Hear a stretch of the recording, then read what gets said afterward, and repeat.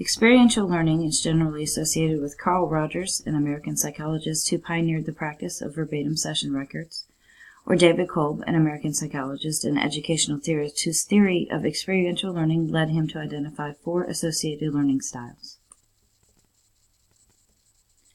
To Carl Rogers, experience is the essential element of life and must be reviewed continuously.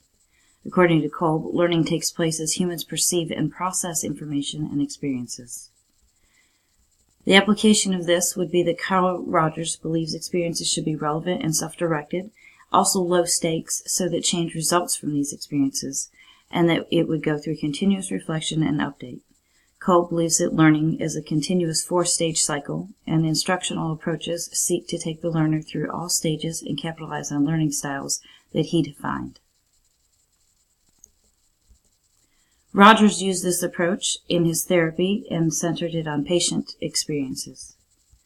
Kolb believed that the 4 stages of learning went from experience, which is the introduction to the new or recycled experience, reflection, thinking about how it fits and what is different about it, conceptualization of a new idea or modification of an existing idea, and experimenting or testing that idea and applying it, which then should go back to the experience stage and recycle or reflect and then conceptualize and experiment again.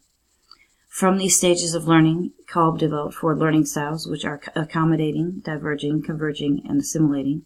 They're basically the intersection of 2 continua, making an XY axis when you look at it visually on the chart.